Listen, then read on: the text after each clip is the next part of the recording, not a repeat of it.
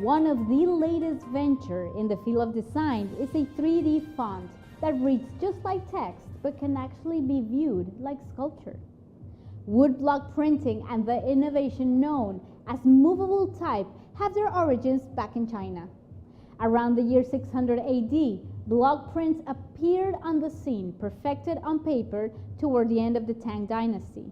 You could say then that the Chinese innovators of the 7th to the 10th centuries were some of the world's earliest typography masters. 21st century artist and professor Hongtao Zhou knows this precise fact. His recent project, Textscapes, is as much as homage to their past ingenuity as it is a tribute to the progress made in design ever since. Unlike the printers of yore, who used wood from dates and pear trees, carving out their characters with knives before inking the blocks and setting the words to paper, Hongtao uses a 3D printer to craft his very own art. Now, despite the obvious differences, he sees a parallel. Printing technology was first created in ancient China to reproduce text using wood blocks. He reiterated to the HuffPost via email. 3D printing, he asserts, echoes these older methods with its additive process used, more often to create objects instead of duplicate text. Hongtao's front brings text to life, turning subject matter concerning landscapes, cities, or figures into visual aberrations that actually appear like architectural pieces. A letter becomes a city. A story becomes abstract sculptures. Printing during imperial times resulted in a beautifully carved block, while Hongtao's 3D printing results in Textscapes. These documents make reading interactive for a general audience. It's knowledge as well as art, he added.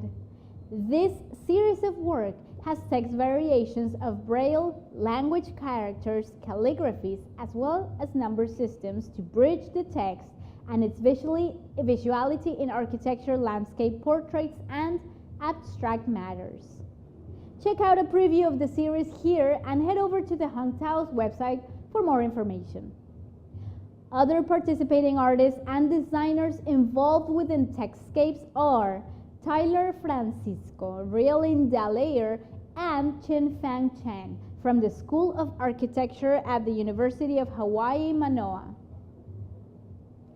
Now, Mexican writer creates a comic book for the blind.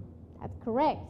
For generations on end, children across the world over have been enjoying comic books, captivated by their fantastical storylines and pictures. Until recently, this simple joy has been lost, sadly, to visually impaired children. Because comic books contain such visual storylines, artists as well as writers have had a difficult time translating them into Braille. However, this has shifted up until recently.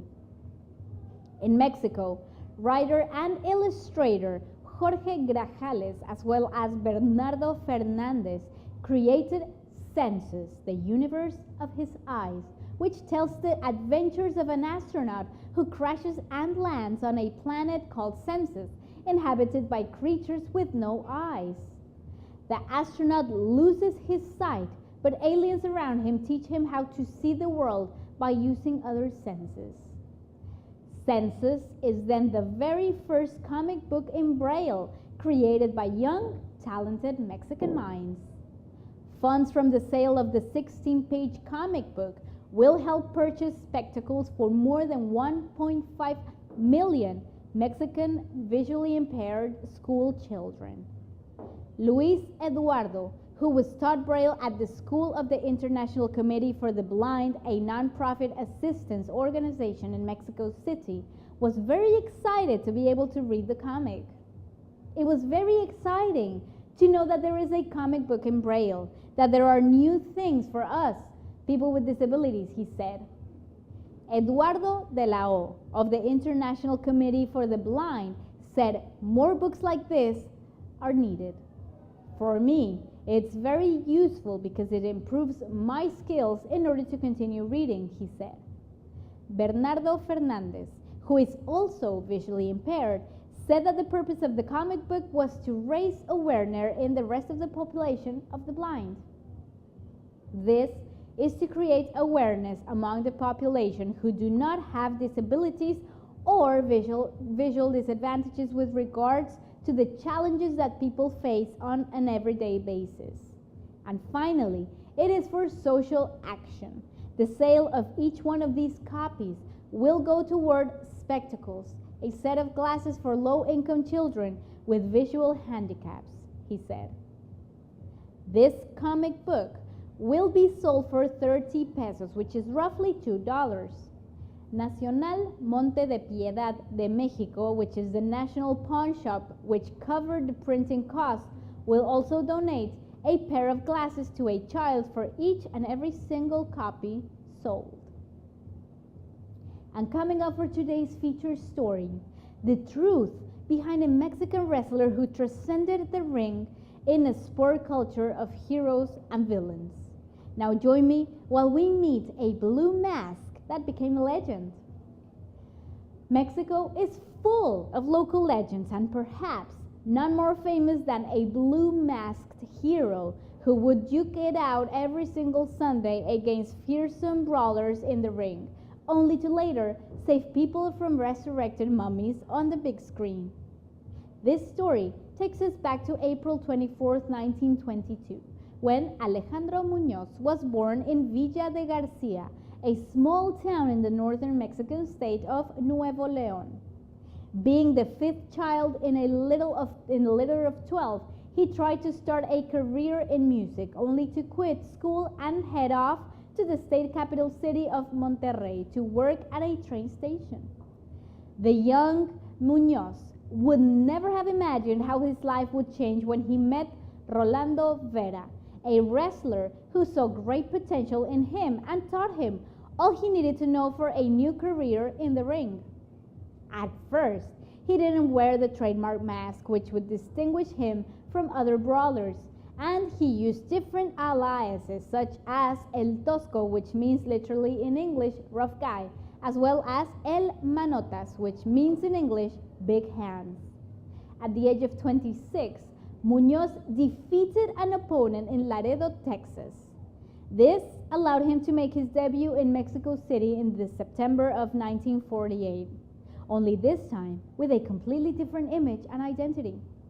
It was his mentor Vera who advised him to wear his now distinctive blue and silver mask and to change his name to the one and only that years later would be passionately chanted by fans who overstocked every appearance of the Blue Demon.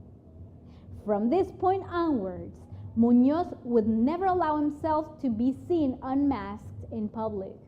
His stellar career started as a rudo, which means rough in English, style wrestler who would team up with Black Shadow, another renowned wrestler who was defeated in 1952 by a silver mask fighter that we will soon tell you more about. This would in fact mark the beginning of the famous feud between the Blue Demon and his more technical, which means technical style adversary, the legendary and one and only El Santo, which is the saint, who would also come to be known as El Enmascarado de Plata, which literally means in English, the silver masked man. Blue Demon is said to have avenged his teammate by defeating El Santo, an act that hurt the silver mask fighter's pride and provided his rival with a pass to fight in the National Wrestling Alliance's World Welterweight Championship. So it was that a cold night of August in 1953 in the Mexico City's mythical Arena Mexico, a full house of thousands witnessed the long-awaited battle in which the Blue Demon would ultimately prevail over El Santo. The famous rivalry transcended the ring and somehow made the two ring warriors allies when they faced evil and protected the innocent from Frankenstein's monsters, as well as the mummies of Guanajuato and the Count Dracula himself. On December 16th of the year 2000, at the age of 78, the legend in the blue mask sadly passed away from a heart attack at his home in Mexico City, leaving remarkable legacy to his adoptive son, Blue Demon Jr., whose identity up to today is completely unknown. And to finish off today's show, let me tell you a little story. The story of an unknown, mysterious city of Cantona, one of ancient Mexico's most majestic cities. The Mexican state of Puebla and Veracruz share the remains of an ancient metropolis that was once the largest in the world for its time, even larger than the legendary Teotihuacan at one point. The fortified city of Cantona was abandoned 1,000 years ago, and researchers from the University of California's Berkeley's campus today think they know why. According to the evidence, a prolonged period of drought was partly to blame for the deterioration of the pre-Columbian city between 900 AD and 1050 AD. This conclusion was reached after geographers from the American Institution analyzed sediment from a lake located 20 miles from the city's remains. According to UC Berkeley Associate Professor of Geography, Mr. Roger Byrne, there was a long period below average of rainfall which ended shortly before the rise of the Aztec Empire. Counterintuitively, Cantona's population actually increased during this period, reaching up to 90,000. The reasons for this may have been migration from rural communities in the Eastern Basin region toward Cantona, most likely in an attempt to escape the hardship caused by the droughts. But when the droughts continued on the scale that they did on, the subsistence base for the entire area changed and people simply had to leave. The city was then abandoned, according to Dr. Byrne. The research team of Berkeley has recently published part of its research in the academic journal Proceedings of the National Academy of Sciences. They emphasized the cooperation of the scientists from National Autonomous University of Mexico in Juriquilla, in the state of Querétaro, as well as the German Research Center for Geosciences. Even though information of the history of Cantona is still quite scarce, archaeologists believe that this metropolis may have been built by Olmec or even Chichimec people around 50 AD. The meaning of the name Cantona itself remains an enigma though. It may be a word derived from the Nahuatl Caltonal, which means the sun's house. Cantona is considered to be one of the most urbanized metropolises of the pre-Columbian world, with almost 500 streets, 3,000 residential patios, and 24 ball game courts associated with the religious ceremonies from the fertilization of the earth. So far, only 10% of this ancient metropolis declared by the United Nations Educational, Scientific, and Cultural Organization as World Heritage is open to the amazement of visitors from all over the world. This was all for today. Thank you so much for joining us at Mexico News Network's News Coverage Stories. I am your host, Elisa Carballo, and don't forget to log on to our website, www.mexiconewsnetwork.com, for more information on Mexico and the world. Remember, we're broadcasting from El Dorado Royal Spa Resort by Charisma, and we will see you next time.